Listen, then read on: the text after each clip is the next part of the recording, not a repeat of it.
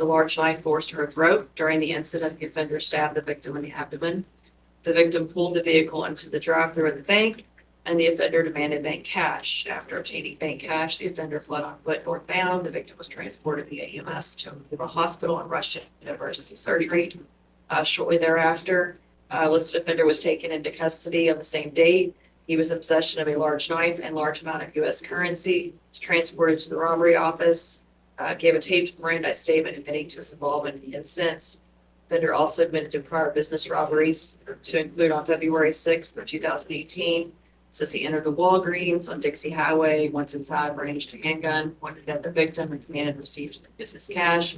The offender identified himself in still images provided by the business on February 6th of 18. Shortly thereafter, entered Circle K on Greenwood Road. Once inside, brandished a handgun, pointed at the victim, and received business cash. Offender identified himself in still images provided by the business video surveillance. And then on September 8th of 2020, defendant entered the McDonald's. Once inside, he brandished a handgun, pointed at the victim, and received business cash.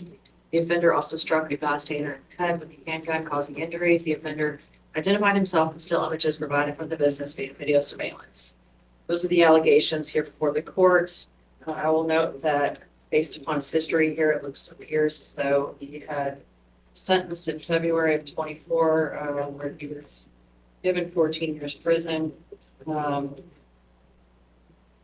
He had multiple counts of not only robbery second degree, 1, 2, 3, it's 14 counts of robbery second degree, 1 count of burglary first degree, fleeing or evading police first degree on foot, giving officer false identified information, multiple charges of theft, unlawful taking, and attempt theft, unlawful taking, and then there were more robbery charges, but you're saying that was 14 total, right? That's my understanding. Okay, all right, and then I go further back in his record here.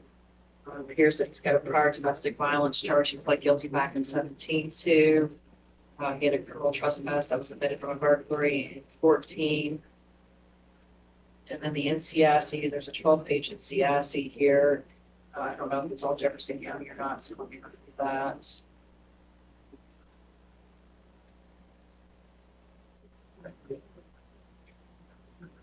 Appears to be Jefferson County.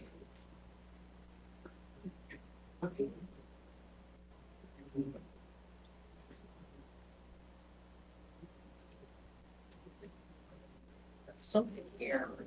University of the burglary. Oh, that was the Fayette County. I think the one that you Yes, saw. Fayette County. There was a burglary that was amended down to a theft. That was Fayette. Yeah, it was the Fayette Okay. County charge. Okay. I can tell you that the county is asking for a written order directing Mr. Langford to have actually no firearms.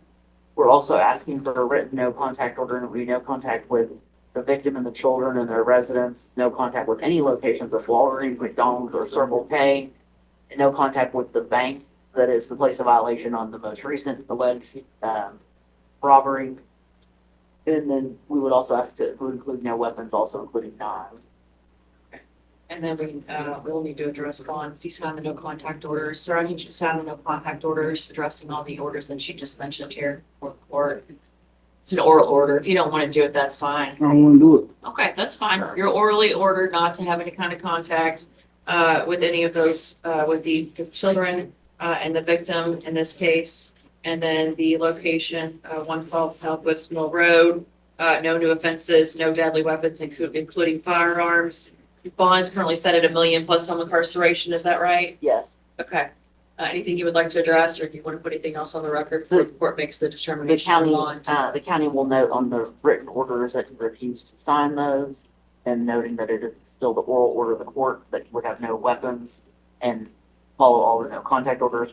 Our position is that given his criminal history and his allegations, the bond of $1 million plus HIPF posted is completely appropriate and should not be changed. Right.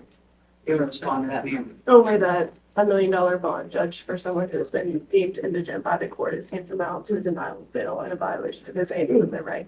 I do understand the court's position, but I just think $1 million is far too high to ensure secure Mr. Langford's return to court and protect the community. I think given that the allegations, along with the record here, the fact that he was just recently sentenced back in February of 24 and is now reoffending, allegedly reoffending. And the court's going to leave the bond at 1 million, want to add condition of incarceration. And then no contact, like I said, with the victim, the children, and the location, the alleged offense.